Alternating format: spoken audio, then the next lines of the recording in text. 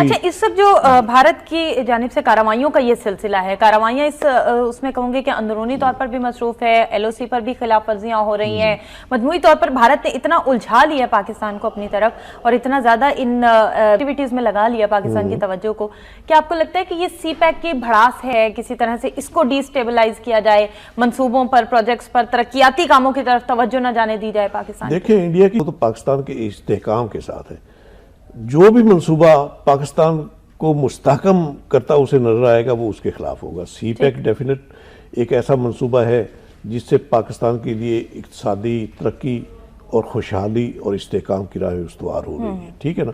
तो naturally India के सीने पर सांप लौट रहे हैं इस मंसूबे को देखकर। उसने शुरू दिन से फिर कोशिश शुरू की, खासतौर पे मोदी साहब ने ये खुद, जब ये हुआ मुआहदा पाकिस्तान और चाइना के दरमियान, तो मोदी साहब खुद बीजिंग गए थे और वहाँ चीखो पुकार की उन्होंने और कायल करने की कोशिश की चाइना को कि आप इस मंसूबे से बाहर निकल जाए। वो मुआहदे जब इमरान की धरना तहरीक के दौरान वो चाइना के सदर ने यहाँ आना था तो यहाँ ना आ सकते, फिर इंडिया चले गए थे, तो वहाँ मुआहदे हुए थे। खुद नरेंद्र मोदी ने पिछले महीने अपनी तकरीर में यानी कि फखरिया अंदाज में ये एतराफ़ किया था कि बलूचिस्तान में जो है वो वहाँ, वो उनके मुताबिक वहाँ के लोग हमारी तरफ देखते हैं तो हमें भी उनकी फिर मदद करना पड़ेगी।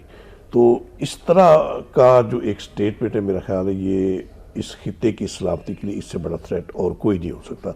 एक वज़ीर आज़म की, एक मुल्क के वज़ीर आज़म की सतह पर दूसरे मुल्क में इस तरह अलल ऐलान खुल्लम खुला मुदाखलत की बात की जाए और फिर दहशत गर्दों को पैट्रनाइज करने का इंदिया दिया जाए, तो मेरे ख्याल इससे बड़ी और क्या अफसोसनाक सूरत हाल हो सकती है। लेकिन बात वही है कि जिनका एजेंडा इस मुल्क की सलामती को कमज़ोर करने का, इसमें सिर्फ यानी कि इंडिया जो है उसका तो है ही शुरू दिन से, जिस आपने भी एक तमीद बांधी है, तो शुरू दिन से वो हमारी सलामती के दरपे है। और फिर जब हम देखते हैं कि इस खित्ते में एक गठजोड़ हो जाता है अमेरिका और इंडिया का, अमेरिका के अपने मुफादात हैं, उसका गठजोड़ इंडिया के साथ करने का एक किस्म का वो महसूस करता है कि शायद चाइना जो है उसके वो पर फैला रहा है इस खित्ते में, और इस तरह फिर जो अमेरिका है अपने आप को सुपर पावर समझता है, तो उसका ये जोम फिर उस पर नकब लगती है। तो वो इसके तोड़ के लिए इंडिया के साथ भी उसने हाथ रखा। हालांकि आप देखिए पूरा अगर माजी अगर हम खंगालें तो इंडिया जो है वो कभी अमेरिका के लॉबी में नहीं था, इनका और सोवियत यूनियन का एक अलाइनमेंट थी, ठीक है ना।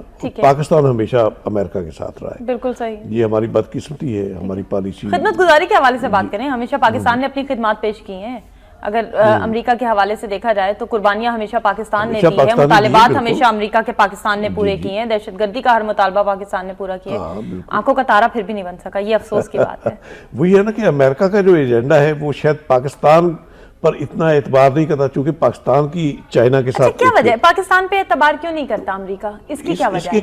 इतनी कुर्बानियां दी, इतने सबूत पेश किए, लेकिन उसके बावजूद अमेरिका को पाकिस्तान की वफादारी का एतमाद नहीं हुआ। यही जो मैं बात कर रहा हूँ ना कि अमेरिका का जो एजेंडा इस खित्ते में वो चाइना का तोड़ करने का है। उनके अपने ज़ाहिर एक मकासद होते हैं, एक जो हर मुल्क की अपनी पॉलिसी होती है, उसके तहत ज़ाहिर उन्होंने अगर अपनी तजारत को फ़रोग़ देना है, ताल्लुकात को फ़रोग़ देना है, दूसरी दुनिया के साथ रवाबत के हवाले से आलमी मंडियों तक रसाई लेनी है, और उन्हें महसूस हो रहा है कि पाकिस्तान मुआवन हो सकता है, जिस तरह हमारी ये ग्वादर पोर्ट बन रही है चाइना के तावन से, तो इसकी तकमील के बाद जो राहें आसान होंगी दूसरे ममालिक की, यहाँ से फिर दूसरी ममालिक तक इक़्तिसादी राब्ते के, तो इस पस मंज़र में पाकिस्तान यानी कि इनको चाइना को, तो वो उसी के नाज नखरे उठाएगा ना फिर, ठीक है ना। तो इंडिया किसी का महबूब नहीं हो सकता, हर जाई कह सकते हैं, इंडिया को महबूब नहीं कह सकते। हाँ, ठीक बात है। बहरहाल अमेरिका ने तो अपने तय ये समझा हुआ है ना, इंडिया को एक गठजोड़ जो बना हुआ है, तो उसमें ये अच्छी बात है कि उसके तोड़ के लिए जो है एक ब्लॉक बनता हुआ नजर आ रहा है, एक नया ब्लॉक इस खित्ते में। बहरहाल इंडिया जो है उसने तो अपनी साजिशों में कभी कमी आने नहीं देनी। उसका अज़ायम जो है वो पाकिस्तान को दौलत करने के बाद बाकी मानदा पाकिस्तान की सलामती ख़त्म करने के अज़ायम, उसमें कभी कमी आ नहीं सकती कि ये उसकी सरिश्त में शामिल है। ठीक है, इसी मकसद के तहत वो सारी ये चालबाजियाँ करता है, अपने आप को एटमी कुव्वत बनाया है उसने, और इसी तरह जो राह का जो नेटवर्क है पाकिस्तान में, ख़ासतौर पे बलूचिस्तान में जो उसने फैलाया हुआ है, तो इसकी मकसद, इरादा, नीयत यही है कि पाकिस्तान को हमने एक आज़ाद और ख़ुद मुख्तार मुल्क के तौर पर नहीं रहने देना। ठीक है। लेकिन हम ये मुल्क खुदादाद है, तो इसकी अपने तय हम ये कहते हैं, अगरचे हमने खुद भी इसके लिए तरद्दुद करना है, लेकिन हमारा एक ये भी अकीदा है कि इसकी हिफाजत ज़ाते बारी ताला ने करनी है, मुल्क खुदादाद है, तो कोई दुश्मन की साजिश जो है वो कामयाब नहीं हो सकती। लेकिन इसके बावजूद दुश्मन की साजिशों के नाकाम होने की बात है ना, कि इस वक्त जो हमारे मुल्की हालात चल रहे थे समझ से बाहर था ना कि कैसे कंट्रोल में आएंगे, और बहुत खुश था इस पे भारत। अगर देखा जाए तो इंडिया के लिए इससे ज्यादा साजगार फिजा और क्या हो सकता है, फजा नहीं हो सकती। और वो जब एकदम से हालात इस तरीके से पाकिस्तान की सियासत के एकदम से बैठे और सब कुछ नॉर्मल होना शुरू हुआ, तो ये तो बहुत बड़ी उसके लिए पसपाई है। ये इशू जो है ना, ये कोई इतना यानी कि नहीं है कि इसको हम बस एक इशू क्रिएट हुआ तो उसके बाद हम आराम से बैठ जाए। इसको टेकअप करना चाहिए हमें। अब ये जो इंडिया के जो सामने आए हैं, यानी कि इंडियन हाई कमीशन में जो बैठे हुए हैं उसके एजेंट, राह के एजेंट जो है, इसको लेकर हमें अक़वाम आलम को आगाह करना चाहिए इंडिया के अज़ाइम से कि ये देखिए हमारी सालमियत के खिलाफ ये किस तरह, ये हमारे अपने मुल्क के अंदर बैठकर ये किस तरह घिनौनी साजिशों में मसरूफ़ है। तो मेरा ख्याल है ये वक्त है हमारे लिए सफारतकारी की जो फ़ालियत है वो हमें मज़ीद फ़ाल करनी चाहिए इस वक्त। बिल्कुल। जो अमेरिका की और भारत की हरकतें चल रही हैं पाकिस्तान के साथ, जो रीजनल रवानियाँ पाकिस्तान के खिलाफ चल रही हैं, पाकिस्तान को किस तरह काउंटर करना चाहिए, और अब खास तौर पर ये नेटवर्क पकड़े जाने के बाद अब पाकिस्तान की आवाज़ कितनी बुलंद होनी चाहिए? देखिए इरफाना, ये 9/11 की जो जंग है, इसमें अमेरिका जो क्लेम करता है और जिस तरह वो कहता है कि हमें अपने तय उसने एक हक अपना ले लिया हुआ है, कोई ऐसा कानून असूल तो मौजूद नहीं है, कोई आलमी सतह पर भी, कोई अक़वाम मुत्तहिदा के चार्टर में भी ऐसी बात नहीं है।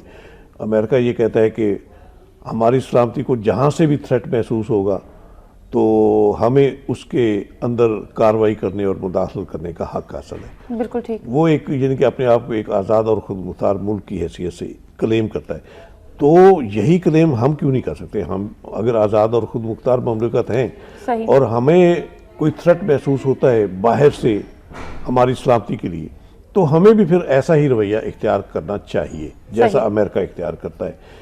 तो ये जो है, ये जो मामलात हैं, एक पुरअमन बकाए बाहमी का एक फ़लसफ़ा है, आफाकी जो असूल है, तो उस पर चलकर ही जो रियासतें हैं वो अपनी सर्वाइवल, अपनी खुशहाली, अपनी तरक्की के इक़दाम उठा सकती हैं। सही। अगर किसी के ज़हन में ये खन्नास हो कि बाकी सारे उसके ज़ेरे नगी हैं, सिर्फ वही ऐसी ताकत है जिसे सब कुछ करने का हक हासिल है, तो फिर उससे बिगाड़, अदम तवाज़ुन पैदा होता है सोसाइटी में।